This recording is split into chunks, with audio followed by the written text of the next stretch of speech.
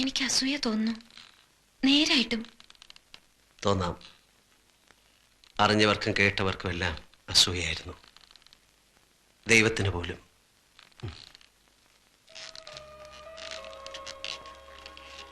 പിന്നെ ഞങ്ങളുടെ മനസ്സ് ചോദ്യം കഴിഞ്ഞു.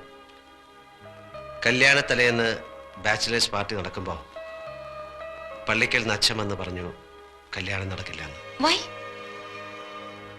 കടം കൊണ്ട് കഴുത്തറ്റ് മുങ്ങിയ പാലോമറ്റത്തേക്ക് അവളെ കെട്ടിച്ചു കയറ്റാൻ അവളുടെ അപ്പച്ചൻ മനസ്സ് വെച്ചില്ല. ആ, കടങ്ങളുണ്ടായിരുന്നു, ശരിയാ. പക്ഷേ അത് പെരുപ്പിച്ചു പറഞ്ഞ് നാൻസിയുടെ അപ്പച്ചനെ വിശ്വസിപ്പിച്ച പാപ്പച്ചന്റെ മോഹം ഞങ്ങളുടെ കല്യാണം മുടക്കുക എന്നതായിരുന്നു. ആ മോഹം അയാൾ സാധിച്ചു. മിന്നു കെട്ടുന്നതിന്റെ തലേ രാത്രി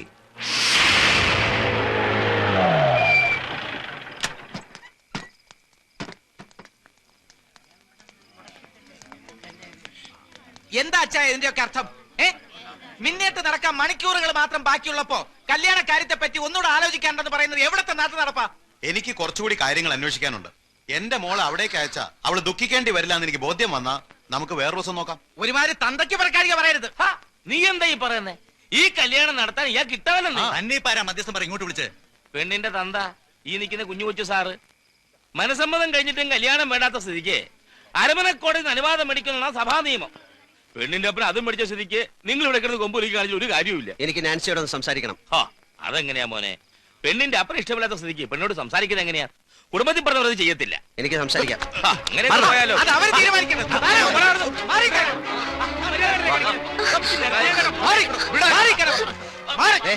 ഇവളെ വിളിച്ചിറക്കി കൊണ്ടുപോകാനാ ഞാൻ വന്നത്. നിനക്ക് സമ്മതമാണെങ്കിൽ നാളെ നിന്റെ കഴുത്ത് ഞാൻ മിന്നു കെട്ടും. വരാൻ തയ്യാറാണോ? എന്ന് അവിടെ നിന്നാണ് എൻ്റെ നഷ്ടങ്ങൾ ആരംഭിച്ചത്. വർഷങ്ങൾ കഴിഞ്ഞിട്ടും നാൻസിയെ മറക്കാൻ എനിക്ക് കഴിഞ്ഞില്ല. മനസ്സുകൊണ്ട് അവൾ എപ്പോഴും എൻ്റെ കൂടെ ഉണ്ട്, ഇവിടെ ഈ സിംഗപ്പൂരിൽ. പിന്നീട് സണ്ണിച്ചൻ നാട്ടിൽ പോയിട്ടില്ല? ഇല്ല, വേറൊരു വിവാഹത്തെക്കുറിച്ച് ചിന്തിച്ചിട്ടുമില്ല. നാട്ടിൽ നിന്ന് ഫോൺ ചെയ്യുമ്പം അമ്മച്ചിക്ക് ഒന്നേ അറിയണ്ടൂ എപ്പോഴാണ് എൻ്റെ കല്യാണം എന്ന്. അത് നടന്നു കാണാൻ വേണ്ടി മാത്രം ജീവിച്ചിരിക്കുന്ന പോലെ ഇനി ഫോൺ ചെയ്യുമ്പോൾ ഞാൻ പറയും കെട്ടാൻ ഞാൻ റെഡി. ഇവിടെ സുന്ദരിയായ ഒരു നസ്രാണി കൊച്ചിനെ ഞാൻ കണ്ടുവച്ചിട്ടുണ്ട്, ദിവസം നിശ്ചയിച്ചോളാം. അപ്പൊ നാൻസി? അവൾ പോയി. കഴിഞ്ഞ വർഷം എനിക്കൊരു വെഡിങ് കാർഡ് കിട്ടി. വധു നാൻസി, വരൻ എൻ്റെ കുടുംബം തകർത്ത പുല്ലാങ്കുന്നേൽ പാപ്പച്ചൻ്റെ മകൻ പോളച്ചൻ. ഇതാ പറയണത്, വിലപിടിപ്പുള്ള ഒന്ന് നഷ്ടപ്പെടുമ്പോ മറ്റൊന്ന് നമ്മെ കാത്ത് എവിടെയോ ഉണ്ടെന്ന്.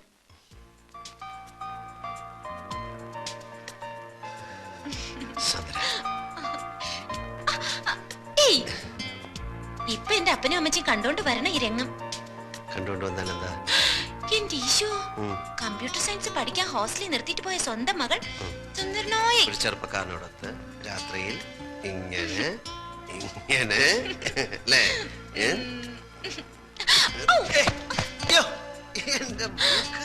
സോറി സോറി കേട്ടോ.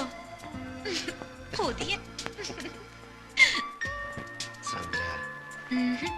ഇത്രയൊക്കെ ആയ സ്ഥിതിക്ക് ഞാൻ സണ്ണിച്ചാനുള്ളല്ലേ? അതെ, അതുകൊണ്ടാണല്ലോ. അതൊക്കെ വീട്ടുകാരറിഞ്ഞ് പള്ളി വെച്ച് മിന്നു കെട്ടിട്ട് അതുവരെ എന്റെ പൊന്നു മോന് ക്ഷമിച്ചൂടെ?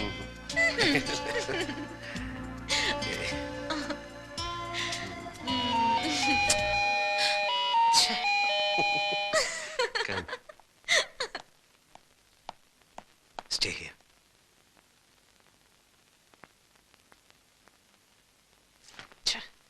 കണ്ട നേരം അച്ചായൻ അച്ചായൻ.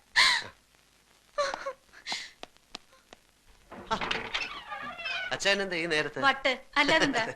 എടാ സണ്ണിക്കുഞ്ഞെ, ഇന്ന് ഞങ്ങളുടെ 15th വെഡിങ് ആനിവേഴ്സറി നിനക്ക് അറിഞ്ഞുകൂടെ? സോറി, ഹാപ്പി സന്തോഷപ്രദമായ നീണ്ട 15 വർഷത്തെ ദാമ്പത്യ ജീവിതത്തിന്റെ ഒരാഘോഷം.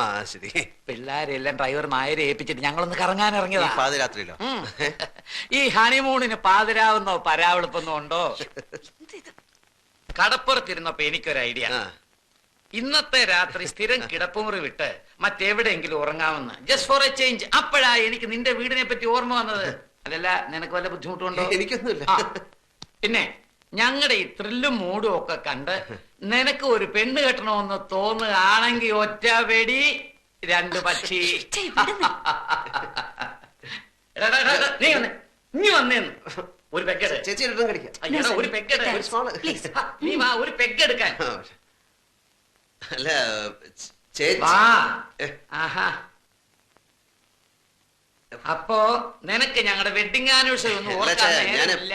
അത്യാവശ്യമായിട്ട് എനിക്ക് ഒരു ജോലി വിസ്കി ഉണ്ട്.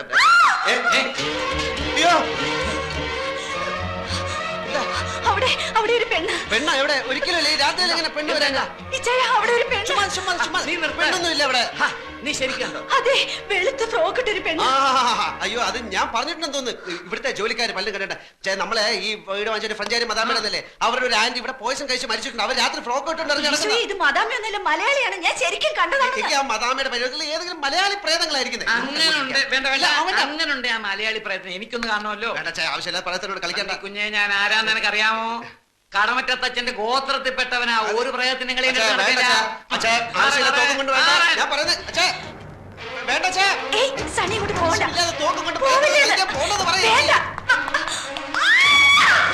ഷൂട്ട് ചെയ്യരുത്, അത് പ്രേതമല്ല, എന്റെ ഫ്രണ്ടാ.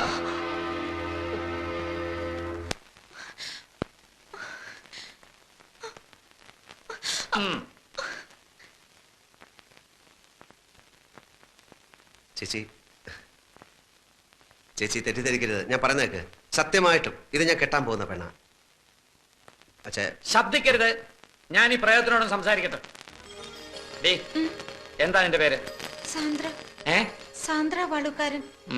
നിന്റെ അപ്പന്റെ പേരെന്താ? ജോൺ വാളുക്കാരൻ. അയക്ക് സിംഗപ്പൂരിൽ എന്താ ജോലി? ബാങ്കില്. എന്താ ജോലി? ബാങ്കിൽ വർക്ക് ചെയ്യുന്നു. നിന്നെ ഇവൻ കെട്ടുമെന്നുള്ള ഉറപ്പാണോ? അതെ. ഉറപ്പാണോ? അതെ. നടക്ക. നിന്റെ അപ്പന്റെ ശരിയായിട്ടുള്ള അഡ്രസ്, ഫോൺ നമ്പർ എല്ലാം ഇതിൽ ഫീഡ് ചെയ്. നടക്ക. എടാ, ഇത് സത്യമാണോടാ? അതോ ഞങ്ങളെ ബോധിപ്പിക്കാൻ വേണ്ടി നീ ചുമ്മാ കള്ളം പറഞ്ഞാണോ? സത്യം. എന്റെ മരിച്ചുപോയ ചാച്ചനാണ് സത്യം. എടാ, ഞാൻ അമ്മച്ചിയെ വിളിച്ച് പറയട്ടെ. പറ. എന്നെ വിശ്വാസമല്ലേ, ഞാൻ തന്നെ വിളിച്ചുതരാം.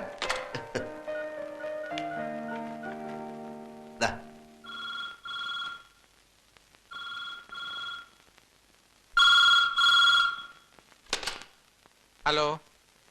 അതെ, കൊടുക്കാം. അമ്മച്ചി, എന്താ സാറേ ഈ രാത്രിയിലെ? സിംഗപ്പൂരിൽ നിന്നാ, കുരുവിള സാർ. ഹലോ. പിന്നെ ഞാനും സണ്ണിച്ചനും ഗീതയും കൂടി ഒരു പെണ്ണ് കാണാൻ പോയി. പെണ്ണ് കണ്ടു, ഇഷ്ടപ്പെട്ടു. പെണ്ണിന്റെ നാടും വീടും ഒക്കെ എവിടെയാ? നാട്ടിൽ എവിടെയാണ് നിന്റെ വീട്? തൃശ്ശൂരാ. പെങ്കൊച്ചിന് ജോലിയുണ്ടോ, പഠിക്കുന്നോ? ഏയ് ഇല്ല, പഠിക്കുക. എന്തോന്നാ പഠിക്കുന്നത്? കമ്പ്യൂട്ടർ സയൻസിന് പഠിക്കുക. അമ്മച്ചിയും പെങ്ങന്മാരും അളിയന്മാരും കൂടെ വികാരിയച്ഛനെ കണ്ടിട്ട് ഒരു ദിവസം അങ്ങ് നിശ്ചയിച്ചോ? ശരി.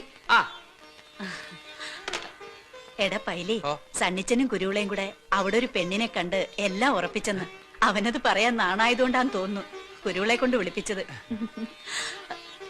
പിന്നെ കുട്ടികളെയൊക്കെ ഒന്ന് വിളിച്ചു പറഞ്ഞാലോ? ഈ പാതിരാത്രിക്കോ അമ്മച്ചി? നേരെ ഒന്ന് വെളുത്തോട്ടെ. എനിക്കിനി കിടന്ന ഉറക്കം വരത്തില്ല. എനിക്കിനി കുറച്ചു ദിവസത്തേക്ക് ഉറക്കമേ വരത്തില്ല. സണ്ണിച്ചന്റെ കല്യാണമല്ലേ.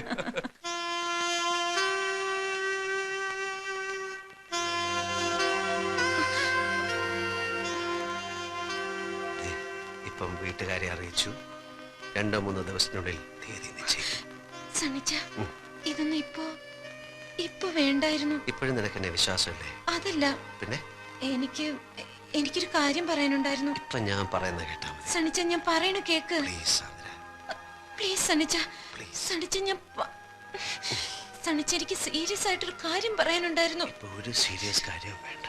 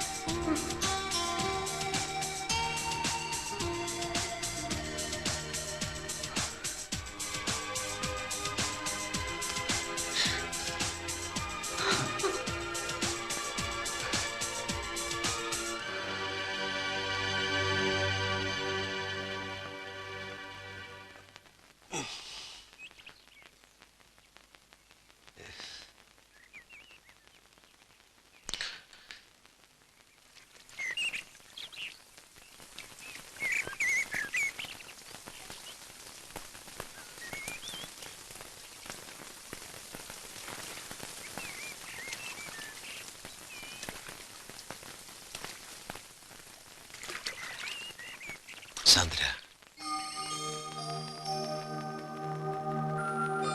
I am sorry Sandra, I am sorry. മിന്നെ കിട്ടിയില്ല, മന്ത്രകോടി തന്നില്ല. പക്ഷേ ഈ കഴിഞ്ഞ രാത്രി മുതൽ